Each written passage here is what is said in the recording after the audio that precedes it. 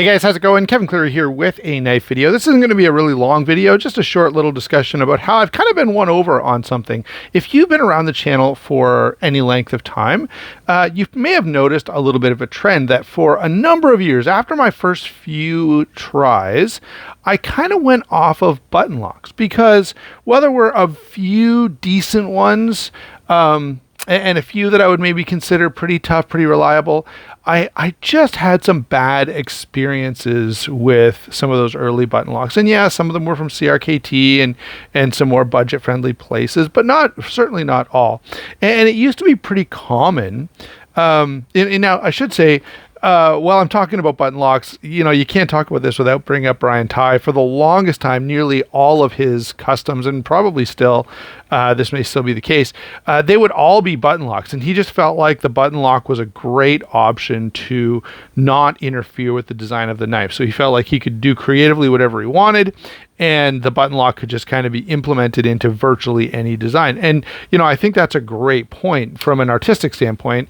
As a designer, I'm sure that made a lot of sense for him. Now, as you can see, I have a number of button locks here. I've been carrying these. I've been using these. I've been quite enjoying these. And these are not the only ones. I've had this button lock, Kizer Begleiter. The name just escaped me for a second there, but I've had this for quite a long time, and it has a lot of great features. I'm still a big fan of this particular knife. I thought I'd focus on Civivi because they have been really on a big button lock kick, and I guess CGRB has as well, but I feel like there's more Civivi models with button locks lately than just about anything else. And they've been really killing it. So let's focus on these for a couple of minutes. All right.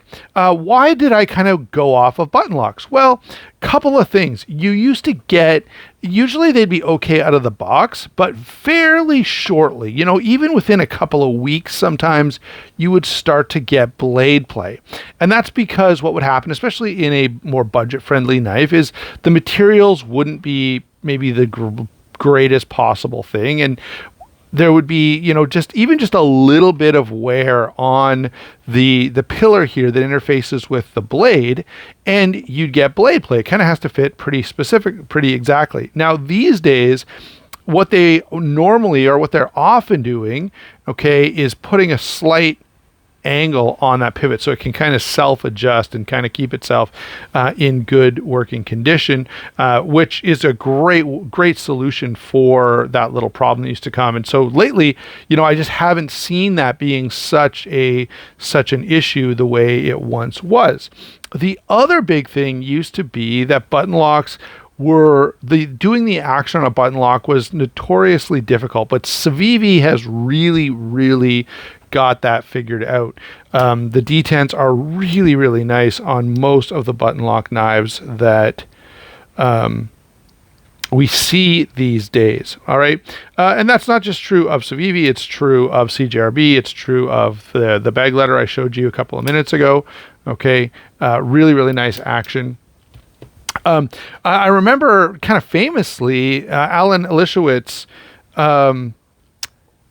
did the Hogue X5, which is a really cool knife. I still like the Hogue X5, and I kind of feel like I should have one in the collection. But anyway, that's a totally different discussion. He added an extra sort of after the fact leaf spring in the handle with a detent ball on it, so that the detent had nothing to do with the locking mechanism. And that was a pretty cool and pretty innovative solution to the problem that button locks had kind of poor actions.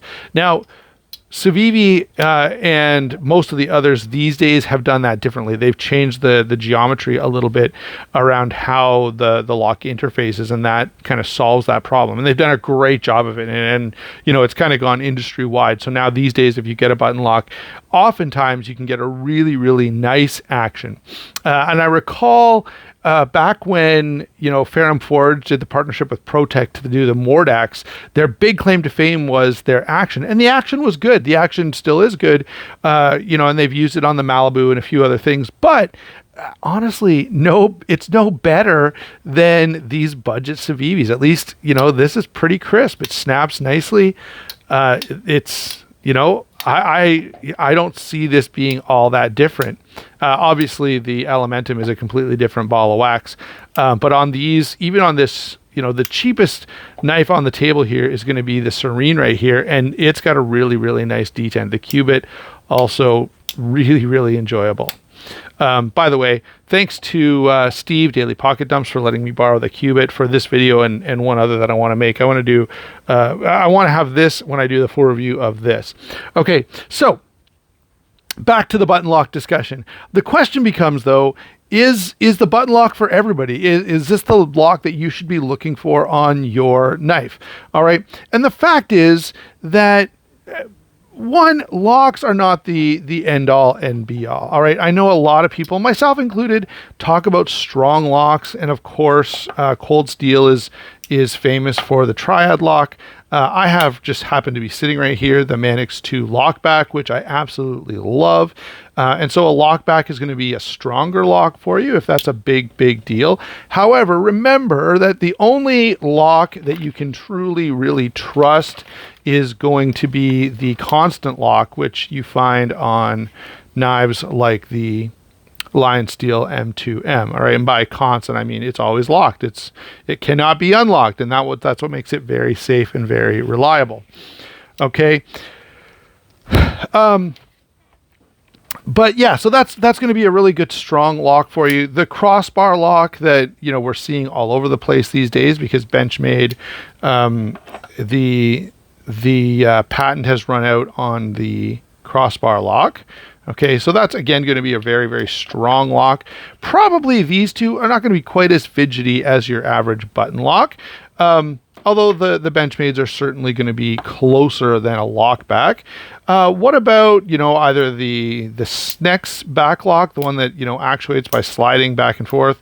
And of course, now it works quite differently, but Demko has the Shark lock on the 8020 and 20.5 and 20S and all of that.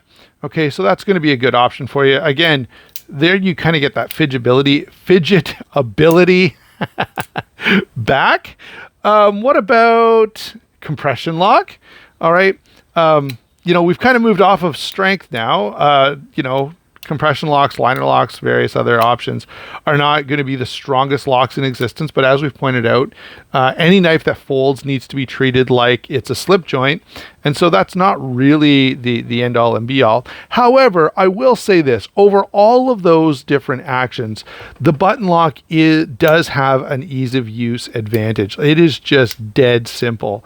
Anyone can use this. It takes, no practice. You're going to hand this to someone. Now the Elementum would be a different ball game, but most of these knives, you could hand it to someone, they're going to open it, they're going to push the button, and they're going to be like, oh, you just push the button and then it unlocks. Pretty simple, pretty fun. Try if you can not to flick this while your wife's trying to watch TV. My wife will say, can you quit that already? All right, but button locks tend to be a little addictive like that, somewhat like the compression lock. So is the button lock for you? Well, yeah, I think it probably is going to be a pretty good option for lots and lots of people. It makes the knife very fidgety, still very reliable. These days, most of the things that used to steer me away from button locks don't tend to be a problem the way they once were.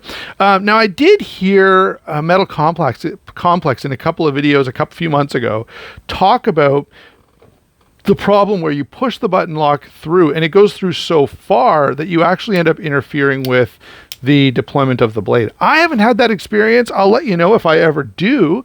But yeah, should that happen, I'll talk about it. But I guess that could be a third potential issue in addition to the two that I've already referenced.